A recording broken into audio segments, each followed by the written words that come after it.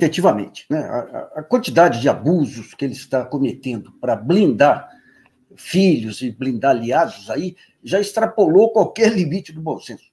Não tem jeito. Vamos pegar esse caso do Hélio Negão. Ele está interferindo na superintendência, ou no próprio delegado-geral da Polícia Federal, que tirou o superintendente da Polícia Federal no Rio de Janeiro sobre a alegação de que tinham incluído indevidamente Hélio Negrão, que é o parceiro, amigo dele lá, em uma denúncia do INSS.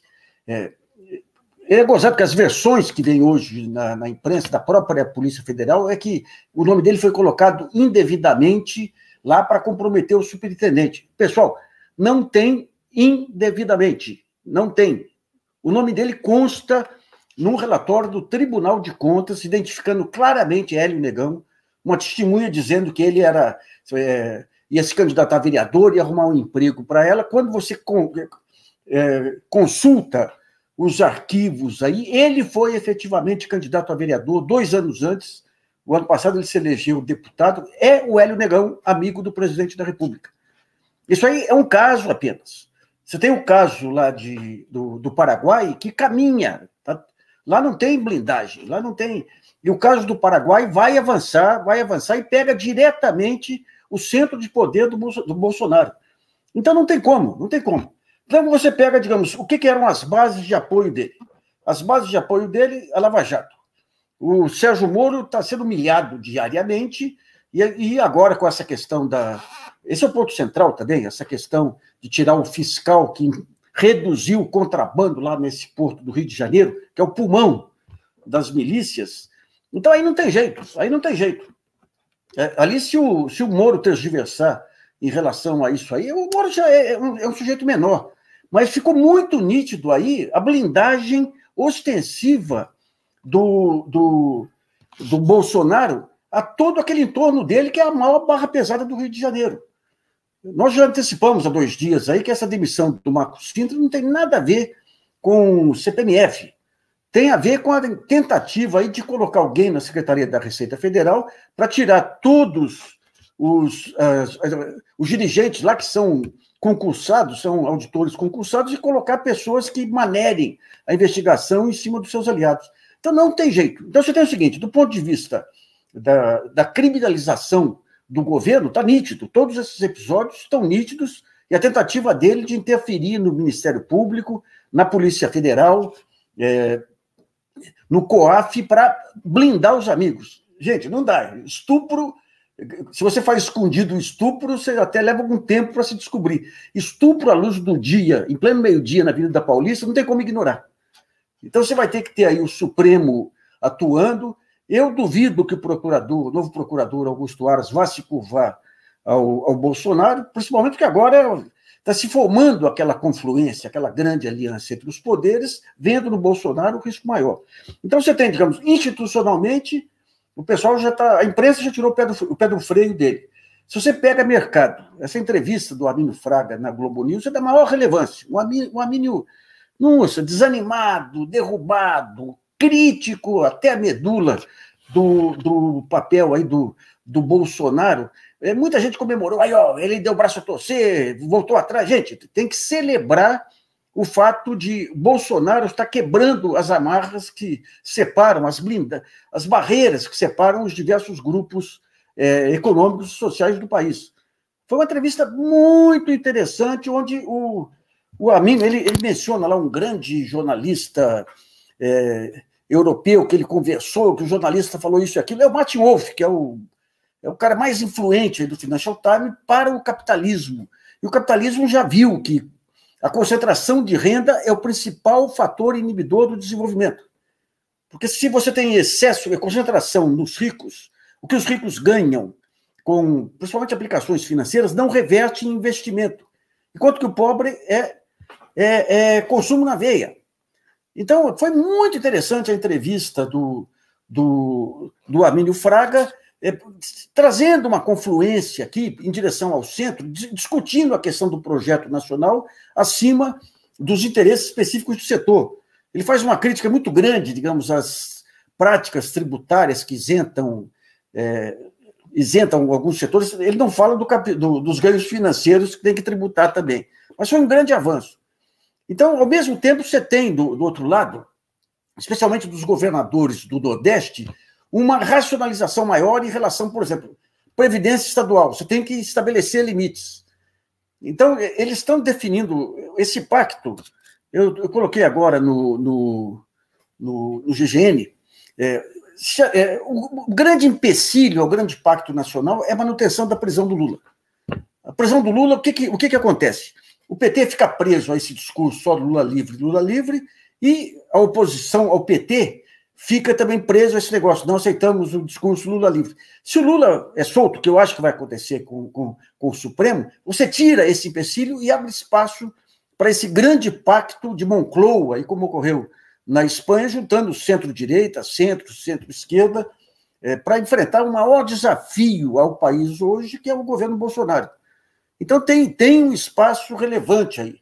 Mas o ponto central é que, efetivamente, aí com o Bolsonaro não adianta. O Bolsonaro, eu já falei das instituições que agora começam a cercar Bolsonaro, você tem a mídia que pesa mesmo aí, que tá botando os fogos para cima dele. Hoje, uma matéria da Folha mostrando como que houve uma condenação ao Haddad baseado em diagnósticos incorretos.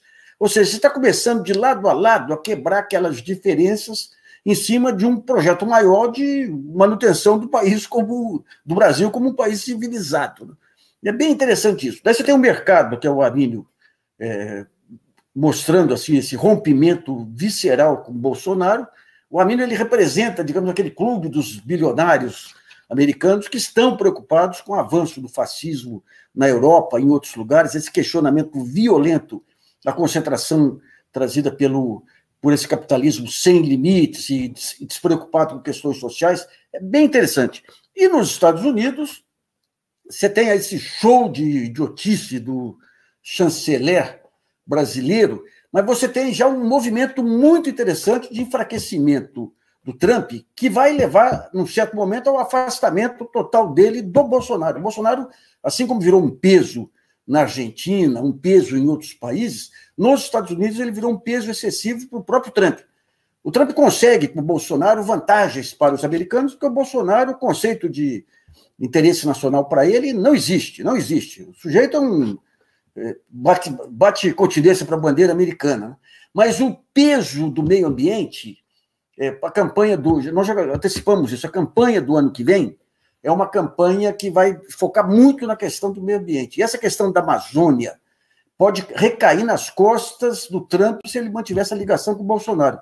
Então, o que nós temos é um Bolsonaro totalmente isolado. Não apenas isolado, como afrontando os princípios básicos aí da legislação brasileira. Demitindo, tentando interferir na Polícia Federal, na Receita Federal, para blindar crimes de parentes e de amigos. Então não tem como. É uma questão de tempo. Sempre que a gente coloca aqui, às vezes alguns pensam, um mês depois não aconteceu nada. É evidente que o tempo político é mais lento, mas ele já está numa descida irreversível. E outra parte do discurso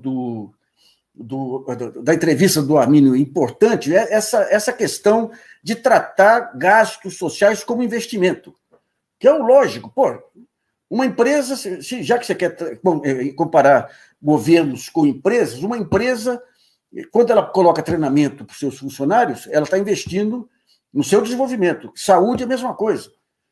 Quando você pega um país, além da obrigação dos governos de levar bem-estar à população, você tem que, qualquer projeto de país demanda funcionários, demanda cidadãos educados, cidadãos com garantia de saúde, paz social.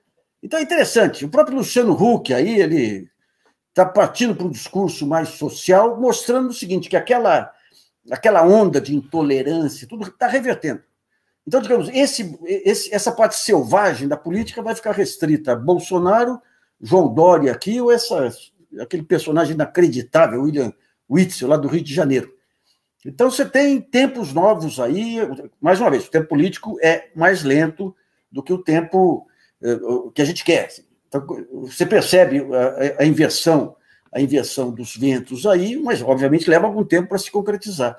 Mas, cada vez mais, o Bolsonaro está se mostrando um sujeito inviável. A truculência, e aquele golpe do general Vilas Boas, aí de falar dos 300 mil soldados armados, não pega mais. Não pega mais. O enorme de serviço prestado pelo general Vilas Boas não se repete mais.